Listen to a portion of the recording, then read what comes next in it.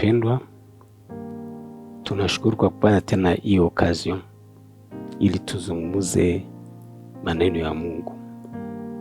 Tusome Mathayo sura 6 mstari wa 31 mpaka 33. Tusome kwa jina la Yesu.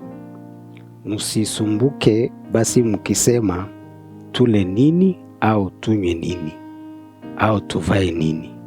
Kwa maana hayo yote mataifa huyatafuta, kwa sababu Baba yenu wa mbinguni anajua ya kuwa mnahitaji haya yote.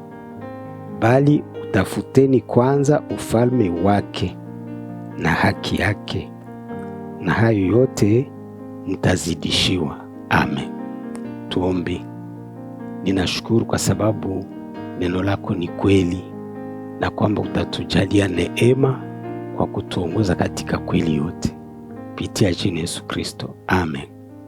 Hapa tuko na somo ambalo kila mmoja linaweza msaidia kusudi asipoteze muda au apotee, kwa sababu huenda unaweza potelea kanisani au unapoteza muda kanisani au unadanganywa, kwa sababu huu mshairi tumesoma na kufatanisha na ukweli ambao kila mmoja anaweza verify.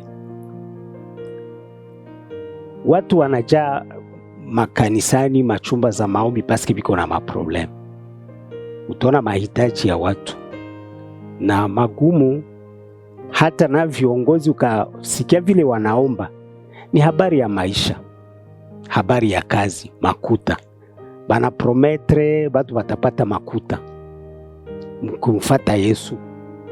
Ukikuwa mwaminifu kucha 10, Mungu anazidisha. Eske ni ya maana kuokoka kusudi upate hivi vitu? Eske tunaweza angalia ukweli wa mambo jinsi huko kusudi tusaidie, tufikirie na tusiingie mumutego ya hao ambao wanadanganya watu. Yesu peke yake anasema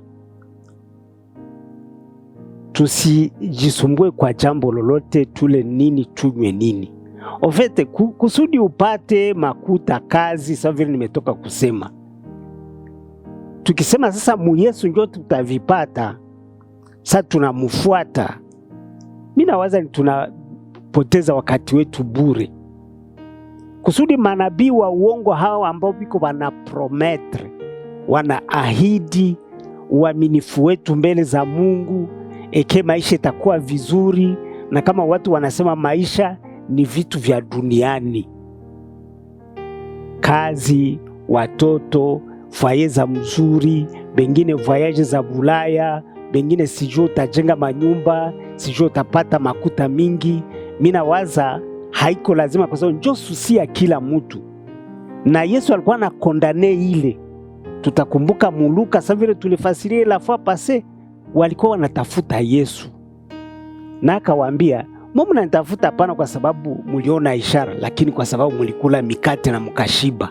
Sasa tunamutafuta au sawa, watu wanatuhubiri kusema ile njo tutapata mu Yesu, na japo wapagani nao wana mali, wana pesa ambazo Mungu anawapa, kwa sababu kukua tajiri au maskini ni utashi wa Mungu.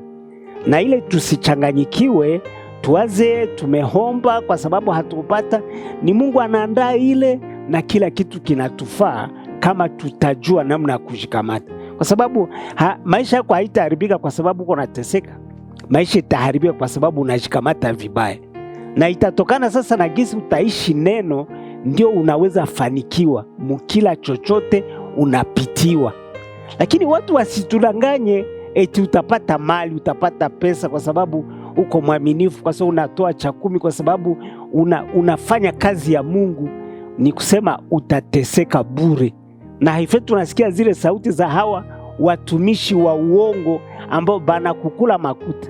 Yeye hana, iko anatafuta makuta kwenda kuhubiri, kisha anakuambia ukishatoa ndio Mungu atazidisha. Na japo angalia pembeni yako, huyu mwenye huenda unatumikia haendake kanisani, mafere zake zinatembea vizuri. Tuombe Mungu atusaidie tuelewe na tunapatia tahadhari hawa manabii wa uongo ambao wanaahidia Wakristo baraka za kimwili kwa kumfuata Yesu. Kwa kumfuata Yesu hatutabarikiwa kimwili, kwa sababu hii ni neema amepana kwa watu wote, sawa vile jua inawakia wazuri na wabaya, na baraka za kimwili zinafikia wote gisi Mungu anataka, gisi Mungu ameandaa, kusudi tujue lile linakuwa ndani ya Yesu. Kwa sababu ndani ya Yesu muna utajiri mkubwa ambao tulipashwa exploiter, ambao tulipashwa tafuta. Sawa vile ile Mathayo 6:33, tutafute ufalme wa mbinguni na haki yake. Hivi vingine vinakuwa baadaye, Biblia nasema yatazidishwa. Ni kusema susi tulipashwa kuwa ile. Mhubiri mwenzangu, mwalimu mwenzangu, elekeza watu, ambia watu kitu relema watapata mu Yesu. Hapana pesa, hapana kazi, hapana utajiri. Ni uko na wadanganya. Hawa ni manabii wa uongo. Wewe mwenye unahubiria watu mtapata pesa, mtapata kazi, sianzie kwa watoto yako, sianzie kwa ndugu yako bapate kazi, kisha njoo utaconvince watu. Unateseka, hauna. We muombaji mwenye uko unasema uko naombea watu kusudi wapate makuta, na we haunazo.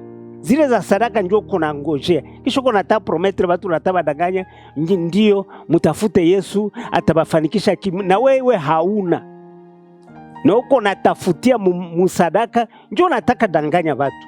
Hawa ni wanabii wa uongo, ni uongo mtupu, wakati tunatafuta promettre watu vitu mu Yesu vyenye habiko real na haiko kule. Njoo Yesu alikuwa anatubeba. Sasa anasema ufalme wa mbinguni na haki yake. Tuelewe ni nini. Nitakusudi nifuate kusudi uelewe ufalme wa mbinguni ndio nini, kusudi tusipoteze muda wetu na basi tudanganye batukule makuta kusema uko natumikia Mungu na uko napoteza wakati wako bure. Mungu atuwezeshe na atufungue macho kupitia jina Yesu Kristo, amen. Tuombe. Utukuzwe kwa sababu uko mwema, uimidiwe kwa sababu utatuwezesha kuepuka kuanguka mu mitego ya manabii wa uongo, ili Bwana neema yako iwe juu yetu, ili ituongoze katika kweli yote kupitia jina Yesu Kristo, amen.